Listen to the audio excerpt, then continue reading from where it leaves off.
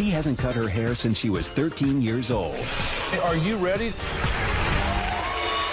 I'm backstage watching our special correspondent, comedian and author Stephanie Wild-Taylor, as she shows some of our audience a doll that is so lifelike, people mistake it for a real baby.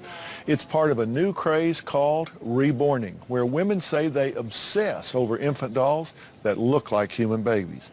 They dress them, shop for them, take them out. Our show today is about obsessions and how they affect our lives.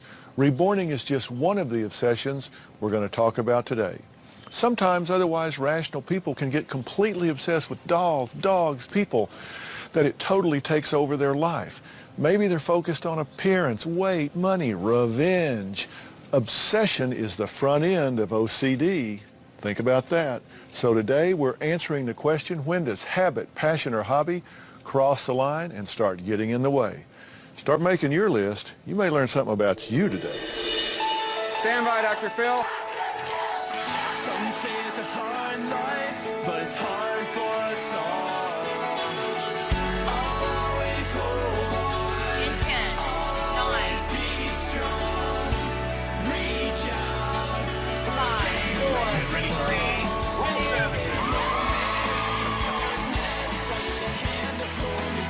Stand by, down to 6. Go, Dr. Phil.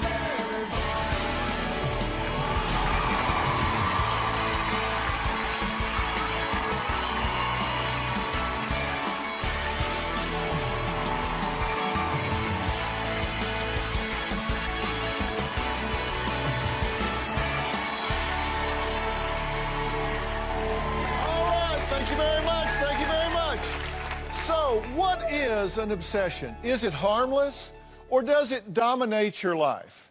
Now, how is it different from, say, a passion or a habit, or even what we call a quirk?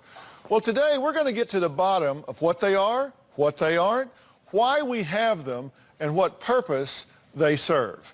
Now, some of y'all thought this baby was real, right? Who saw the baby? Did you think it was real? Yeah. Because we had you on camera talking to it.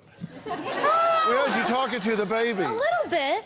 A little bit. I mean, y'all, they really are real looking, aren't they? Yeah. Well, okay, here's what some people say their obsessions are. I'm obsessed with playing video games. If I go away, I start getting withdrawals and I want to click the mouse buttons even though I don't have a mouse in my hand.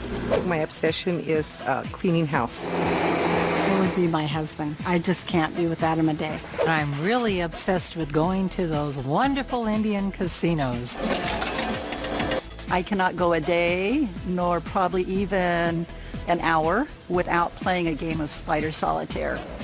I'm obsessed with being a germaphobe, and I prefer not to have someone cough or sneeze in my vicinity. When people walk by, I'll whoosh my hand, wave my hand to just try to spread it away. He created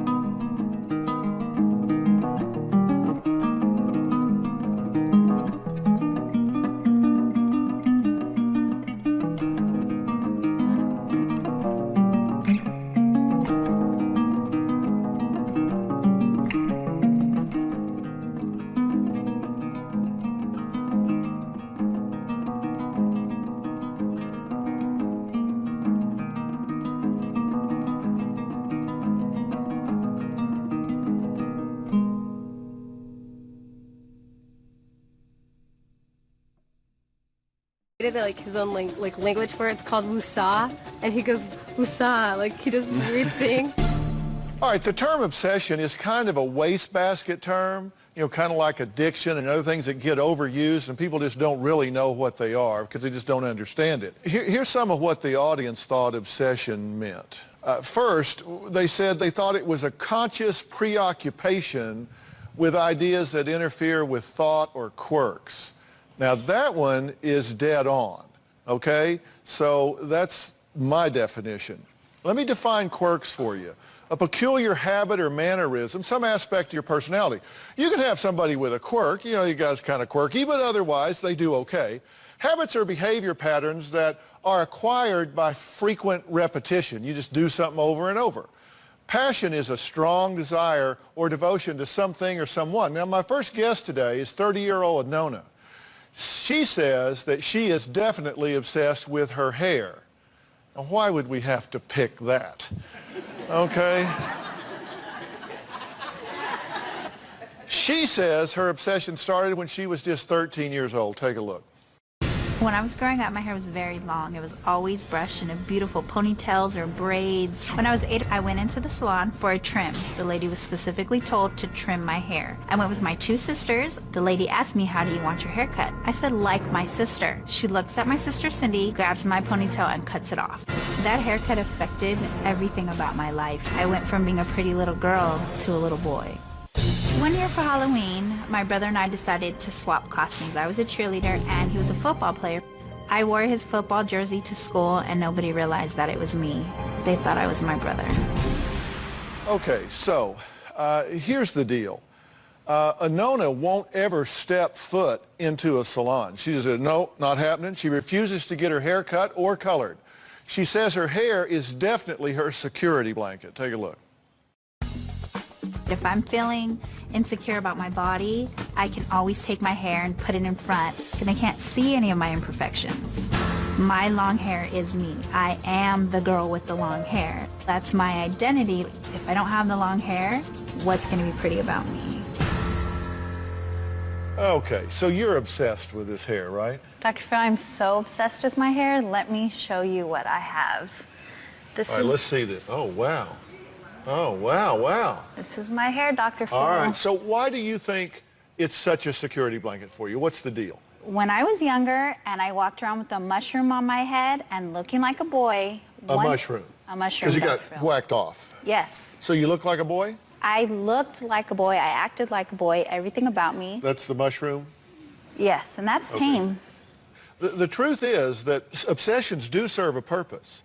And it gives people this idea that they are in control. It's like if I obsess about, you know, germs on a doorknob, and so I clean the doorknobs all the time, I feel like I'm in control of this. And if you obsess about your hair, then you have control over that. Nobody can do it, so it gives you a sense of being in control, because that was taken away from you once, right? Yes, it was. My mom would not let me grow my hair out once it was short. She saw how easy it was to take care of. She said it wasn't until I'd be old enough to take care of it myself that I could grow it back out.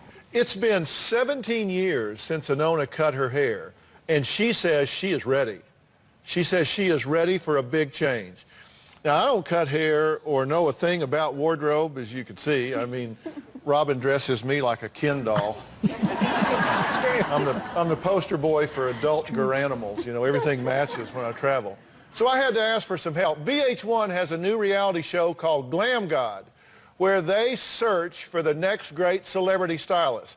Please welcome the host of the show, actress Vivica A. Fox, and celebrity stylist Philip Block.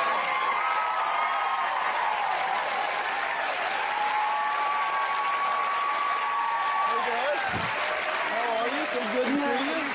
How you doing, man? Good to see you. Good to see you. Well, Philip Block. So, Vivica, what do you think here? Oh, baby, you need some style gods to come in and rescue you, girlfriend. Mm-hmm. Now, you got some scissors here? Okay. So what we have here are some scissors. And what all of my producers want me to do is make the first cut.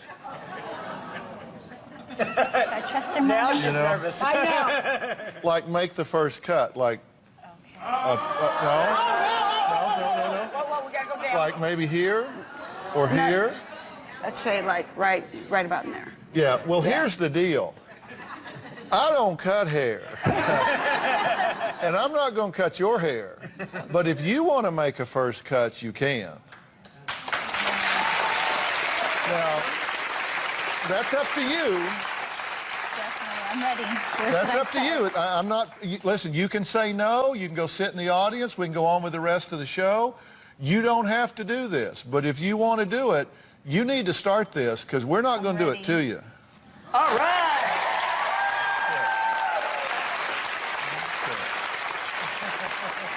There you go. Get more. We got more for you. I don't know. What do you think? I get me a weave going here or something? She got plenty of hair to create a great weave, as a matter of fact. You could do us all out here. Okay. Well, here's the deal. Vivica and Philip are going to take Anona backstage, see what they can get going back there, see if she can buddy up to your hairstylist, and then we're going to check with them later in the show and see what magic these guys work on this beautiful lady here.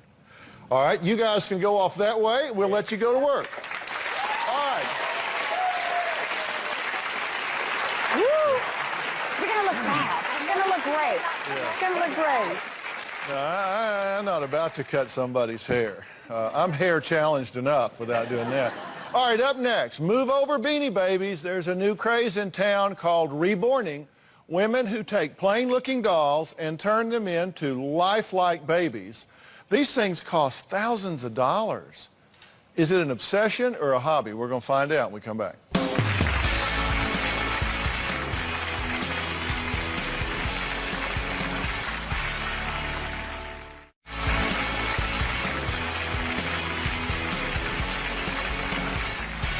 Today, we're talking about how normal, rational people, and by that I mean people that, they have jobs, they have lives, they do good things, and then they get caught up in their devotion for animals or inanimate objects that you have to wonder if it's hobby or if it's crossed over to obsession. Now, we heard about a group of women with an unusual interest in collecting and creating dolls so incredibly lifelike that they're called reborns. Now, this season, we're having some special correspondents report from the field. This was a perfect story to send comedian Stephanie Wilder-Taylor to the suburbs. She's the author of Sippy Cups Are Not for Chardonnay and Other Things I Learned as a New Mom. Take a look. So what is it about reborning that people get obsessed with? They look like real children. This has taken doll collecting to a whole new level. In a completely different direction and become this craze that people can't get enough of these babies that look like babies. Right, and some people make them to look like their children. Do you think that's a little weird? I think it could be, if you don't have control. But you have control. Yeah. Okay, this one scares me. It's just looking, staring at me. Go to sleep. That's Brielle. She's hefty. Now this is? Vinny. Hey, Vinny. That little one's name is Ryan, and the reason that I was attracted to him was because he reminds me so much of my grandson.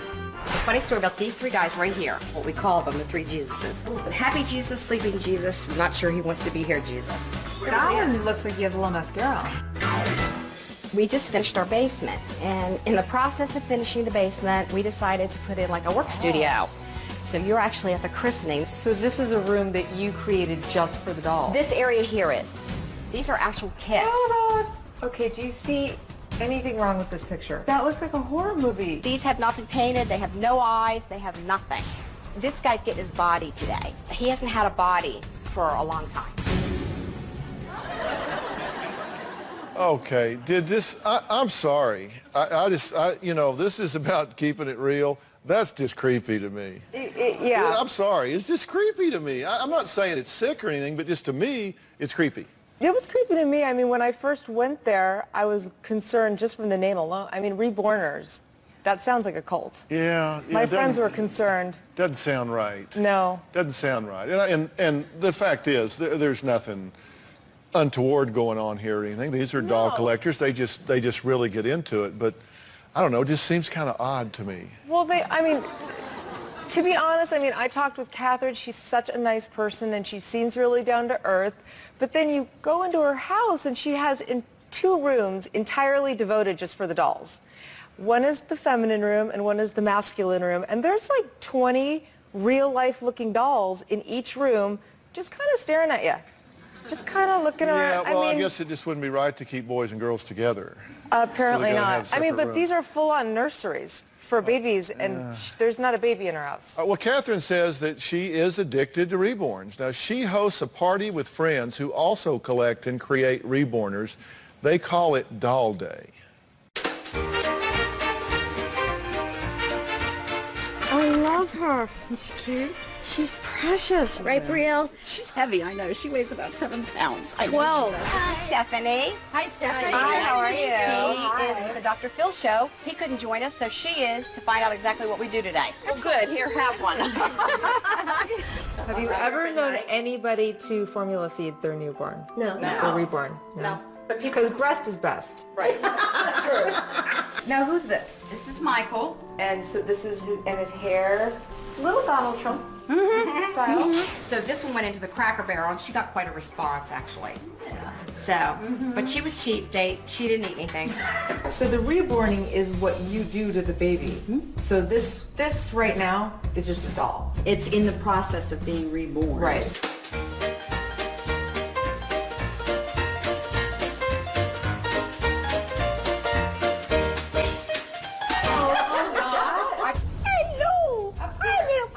Sometimes when you're just goofing around, like, do you rock them and sing to them? And Sure, I think it's a natural reaction for a woman when she's holding a baby in her arms to rock. I find myself doing that. That doesn't make me psychotic. I yearn for the days when my children were younger because I enjoyed being a mother so much and I enjoyed watching them and the little expressions in their faces. Of course, you miss those days and you want to recapture those days. Okay. So this is one of them. This is one of them. Does it have a name? It has a name. It was given by the artist Trevor. I didn't have a problem with that name, so I left it that name. Okay. When you move its arm from underneath, it makes it looks sort of look like it's kind of real. Yes.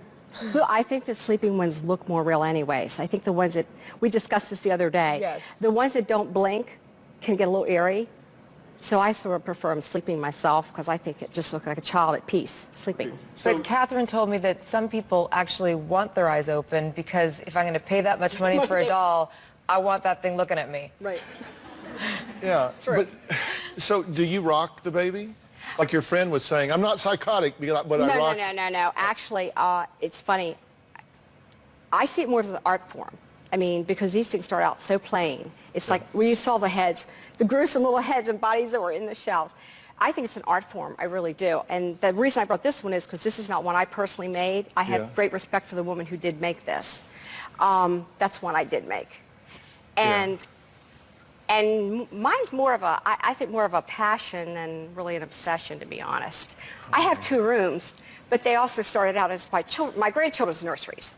Yeah. So it was real convenient when I made another room for them, a playroom, to go, oh, I have a feminine room and a masculine room, so I'll put boy dolls in one room and girl dolls in another room. Do you think you're too old to play with dolls? Yeah, probably. We'll be right back.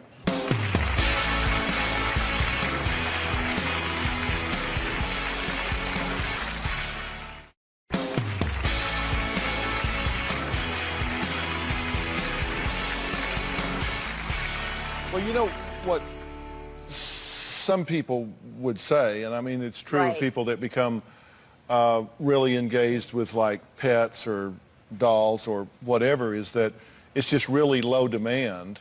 Right. You don't have to really do anything. You don't have to engage. You don't have to interact. And so it's a regressive sort of thing to a really low demand relationship, so you don't have to engage in a healthy relationship. But the truth is, you have friends and family, and you're engaged at every level, right?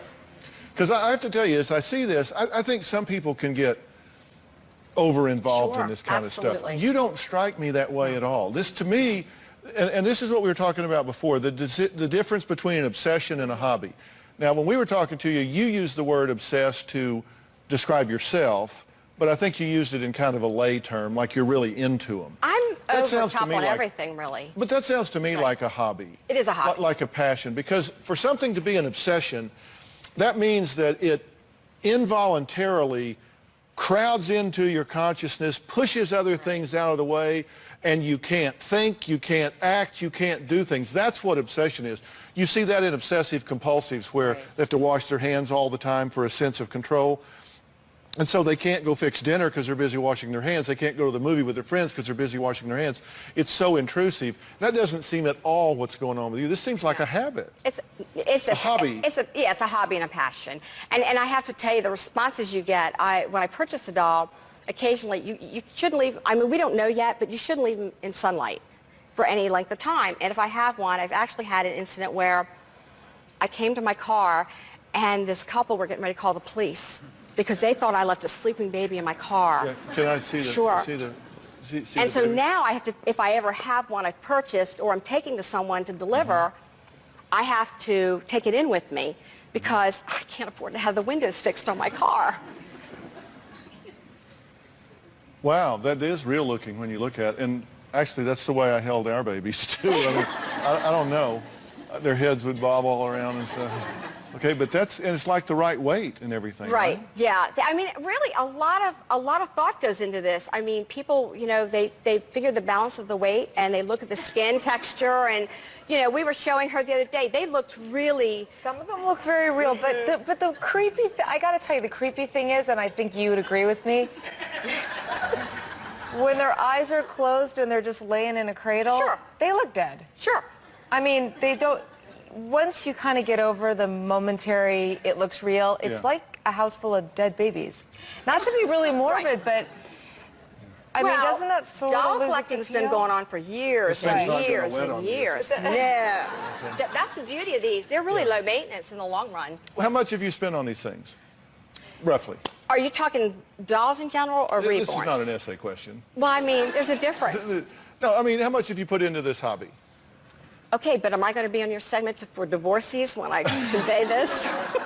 Maybe, but there won't be a custody fight. I'm kidding. No, true. No, probably between the paints, you know, the paint, the hair that's really not too inexpensive, but you don't use a lot, and... Are we talking 50 grand here? No. Catherine. No. You told me. Between... 50 grand. No. You need to show the whole thing. I said between 40 to 50,000 total on dolls in the last 14 years. Okay, well, that's what I'm saying. It's for 40, 50 grand. For dolls, not this particular kind. Yeah. Right. Yeah, well, no. Well, but that's including antique cradles and cribs and high chairs. And she puts diapers on the babies. Oh, sure. They fill the clothes out. This is really a hobby for y'all, and you get joy out of it. Right. And it doesn't interfere with your life. It doesn't intrude on anything, yeah. I mean, I sat with all of them. They're very nice, normal women. But to me, it did seem like when you told me that when you go to a doll show and you see a doll that's, you know, a couple of grand and you kind of make like a soul connection with it because it looks slightly to the left of another one that you have and you just can't, you'd want to leave, but you have to go back and get it. It's like almost like you're adopting a baby. I said you'll go out and you'll pick up a doll and you'll go, no, I don't need that. And then you might come back and go, why does that doll remind me of something? And then you might gravitate toward it because you go, oh my golly, that reminds me of a little boy I had to babysit. Okay, I vote hobby on this. Y'all vote hobby or if you say hobby, raise your hand. If you say obsession, raise your hand. A few of you think, I think it's a hobby. Thank you. And I hope you continue to enjoy it. It looks fun to me. Thank I mean, I wouldn't do it, but if it's what lights you up, light it up. All right, next, are you worried that your child might have an obsession? I'm talking about your kids here. I'm going to tell you how to recognize one developing in children. We're going to meet a mom who says she doesn't understand why her 7-year-old daughter has to live, breathe, and sing Elvis. 7 years old. We'll be right back.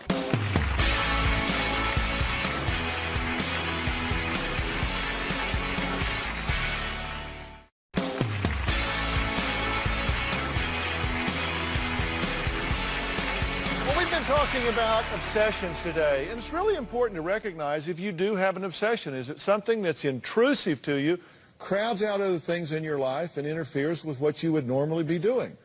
Now, the question, though, is what happens when you notice your child is developing a really strong interest in something? Now, my next guest, Heather, says her 7-year-old daughter, Kaylee, is obsessed with a celebrity who has been dead for 31 years, Elvis Presley. This is my daughter, Kaylee. She's had a strange obsession with Elvis since she was 2 years old. This is Kaylee in what we call the Elvis room. As you can see, we've got a lot of her Elvis stuff that she has, and it goes all the way around her room. And when we started running out of room on her walls, we started going to the ceiling. This is my favorite thing in my Elvis collection. There's records all over my walls. I got a picture with Elvis, my Elvis doll, Elvis glasses, cards, cup, pen, postcard. I have an Elvis plate, everything that you can almost think of. Greatest thing about Elvis is he's handsome. And trust me, Dr. Phil, with her massive collection, Kaylee never tires of Elvis. It's a non-stop Elvis parade. Dr. Phil, can you please tell me if this is normal? Okay, so what do you think? I think she could be into worse things, but it's been going on since she was 2, and most kids, you know, they'll get into something and they'll get out of it, and, you know, it'll come as a phase. She's done this since she was 2, and it's not ending yet. Is it here's the question I always ask people. Sometimes I get lots of questions where they'll say, Dr. Phil, is this normal? Or actually, I get the question a lot, Dr. Phil, is he normal? And the answer to that question is something is normal if it doesn't interfere with your other functioning. I mean, if you're able to think, feel, act, deal with your life without interference, then, you know, that's kind of a broad definition, but then what you're doing is probably okay.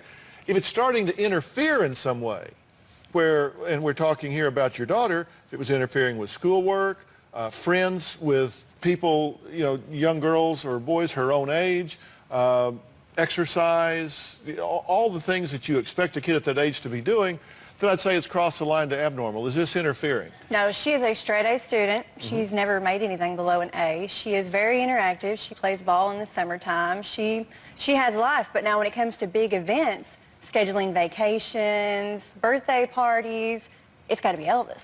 We're going to Tupelo or we're going to Graceland, you know, it has to wrap around Elvis. It has to. Well, from the sound of your accent, that's probably not far from your house, is it? Oh, no. Yeah. No, I'm from Tennessee. Yeah, that's what I say. I mean, it takes one to know one, right? Yes. We're from the South. Yeah. But do people tease her about this? Kids at school tease her. Her kindergarten year, we went backpack shopping.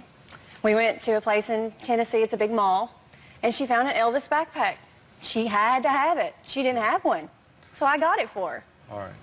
So what's your question for me? Is this normal? Is it normal that a child as young as she is can be so much in love with something like Elvis? It's unusual. Right. But that's not abnormal. Look, kids look for something to define themselves. They look for something to identify with, something to worship, look up to, live vicariously through, you know, kind of get devoted to in some way. And that's why you have dolls like, you know, what are these American Girl dolls and all of these different things that they get focused on. For her, it turns out to be Elvis. And it's not something that you want to rip away from her. It's not something that you want to punish her for or whatever, but you may need to redirect because I assume from 2 to 7, her income has been pretty limited. Yeah.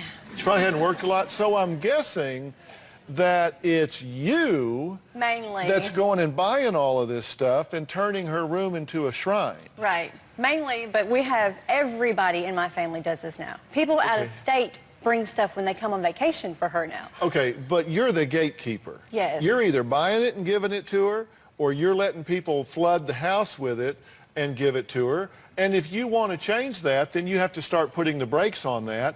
Oh, my husband's putting his foot down. He's really trying really hard to. Well, but you guys have to be unified about that. And as I say, you don't punish, you start redirecting. And stop buying it all the time. Quit buying it. There's a real great word in parenting.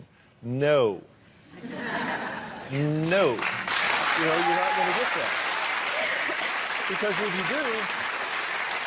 you do, kids can get into it. Again, to me, this doesn't sound like an obsession. It sounds like a hobby. It sounds like an escape for her, and that's okay.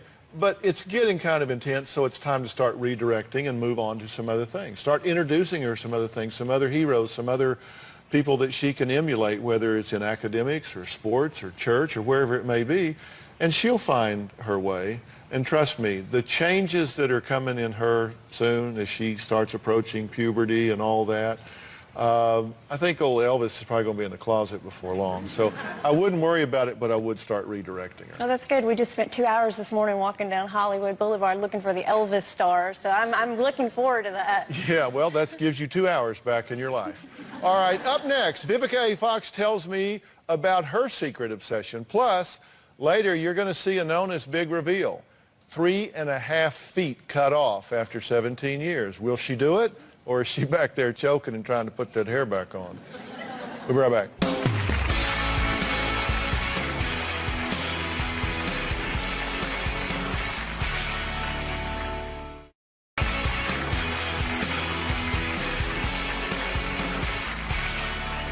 Y'all got some funny kind of toilet paper here. We can't deal with this toilet paper. Tell me about it. You know what I mean? It's rough. Yes, right? you know, it's an environmental thing. She's doing it for the environment. Well, what can I do? Okay, well, can you do us a favor? Can we get some soft toilet paper then? The baby's behind. All right. Okay. All right. You want soft paper? Yes. Oh, yes. No doubt. I'll get you your soft toilet paper. Okay, cool. Okay. Under one condition. I want access to the toilet. All right. That was Vivica A. Fox in HBO's Curb Your Enthusiasm. Now, Vivica has a new show on VH1 called Glam God. This reality show combines all three of Vivica's favorite obsessions, hair, makeup, and wardrobe. But she says she has one more. So, do you have an obsession? Shoes. Shoes? All right. Now, so how many pair of shoes do you have? About 500 too.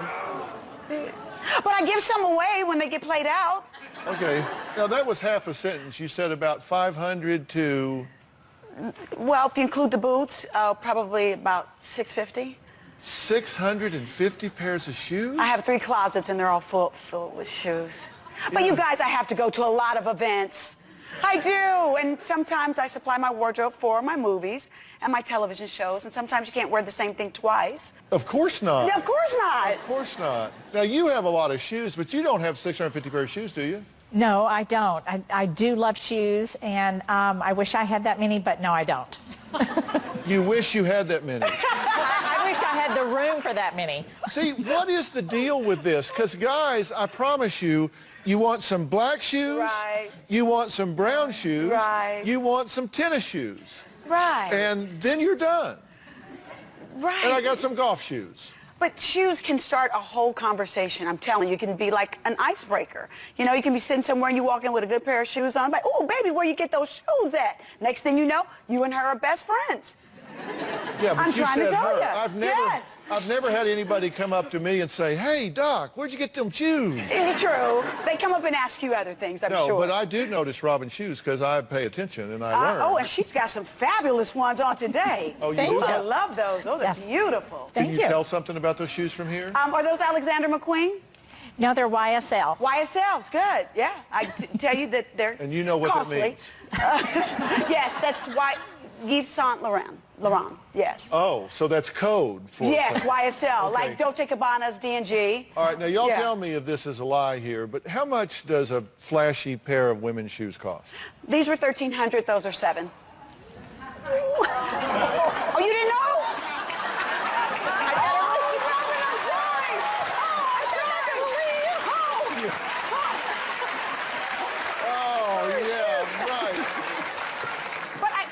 I tell you what, though. Now, hold on. Okay. You ain't telling me nothing. You paid $1,300 for those shoes? Yeah. You ain't got a brain in your head. Oh, yes, I do. You paid know how much $1,300 brain I've got in my head? I've got 2 pairs. I've got a pink one, too. Some pink ones. No. Do people pay that much for shoes? Sure, see? Girlfriend right there does. Yeah. Do you pay that much for shoes? Do you? No, I'm talking to you. Me? No. Oh, really? You know, one... Excuse me, hairball. All right, so what do you not have that you want? Oh, probably children. That will be Children? next, yes. Well, you need a man for that. So are you in the market? I'm not making you an offer. No, I'm just curious. Well, you know, because, Dr. Phil, I want to find a man that's equally yoked. I've been married before.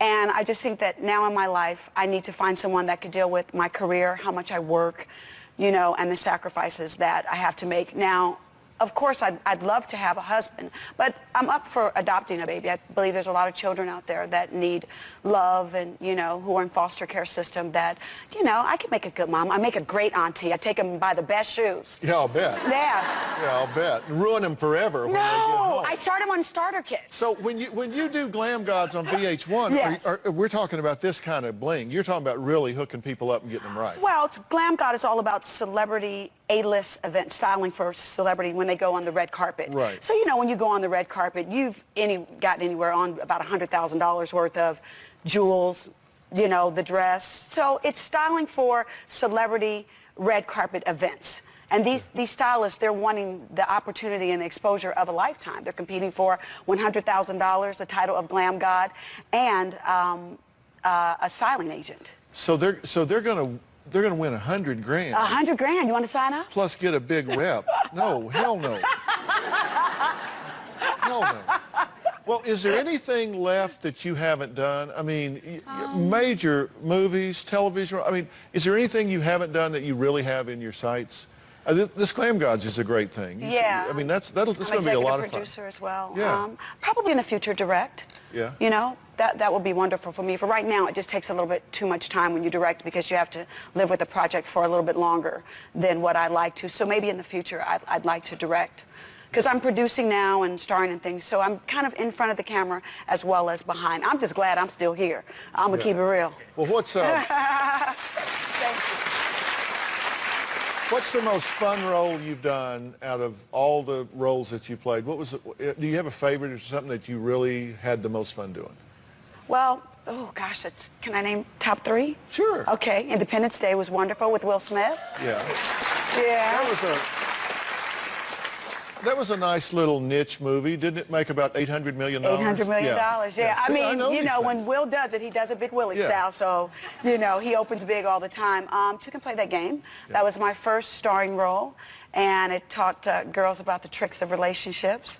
And also, I would say Set It Off with Queen Latifah, Jada Pinkett Smith. And Kimberly Elise. Yeah. You know, that was the little movie that could, because it was a movie that we made for $9 million that a lot of people didn't think that they would take seriously, and people went to see it 2 and 3 times, and it's become like a cult classic. Yeah, you and I know that there's a lot of work that goes on behind the camera to have those great roles, but they're still great to see them come to fruition and, pop out there. I mean, people have no idea that when you do produce a film, how much work it goes in with the casting and the script and shooting it. I mean, when we were shooting Set It Off, we were filming in downtown Los Angeles at night.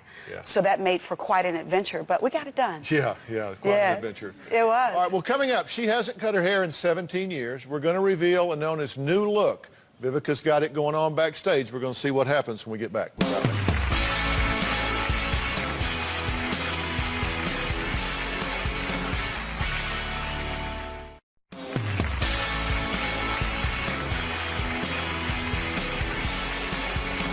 Celebrity stylist Philip Block's client list includes huge stars like Halle Berry, Salma Hayek, Vivica A. Fox. Now, Philip convinced Anona it was time to throw away her T-shirt and jeans and get rid of that hair down to her rear end, which she's had for 17 years.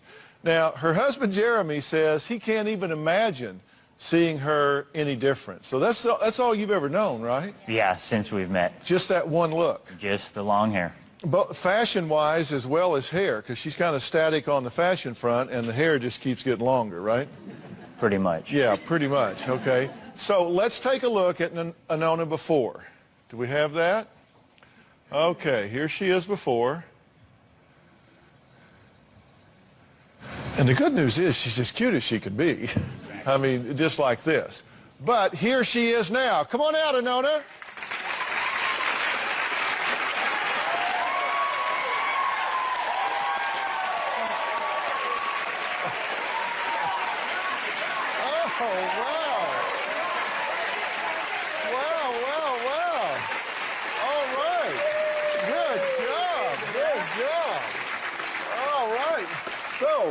First, before you say anything, what do you think? That is awesome, Dr. Phil. Thank you. That is great. You good? So, tell me what you think. I love it. You do? I love it, yes. So you're okay with it? You like it? That's Yes. beautiful, Mom. Now, you said before that you didn't ever want to look like a boy. I don't think anybody's going to confuse you with a boy with that haircut at all. So, but you're good with it? I haven't seen it yet. Yeah? There you go. Okay. You see yourself right there? Well, that's the back of it. Look how beautifully it's layered. It looks great. Okay, look over here. You see it in the front. Yeah, right there. Strange. Oh, wow. Great. So you hadn't seen it. You didn't mirror up on not this. yet, no. Okay. She was just going by the feeling. Yeah, Yeah. it felt so much better. We layered it for so you. pretty.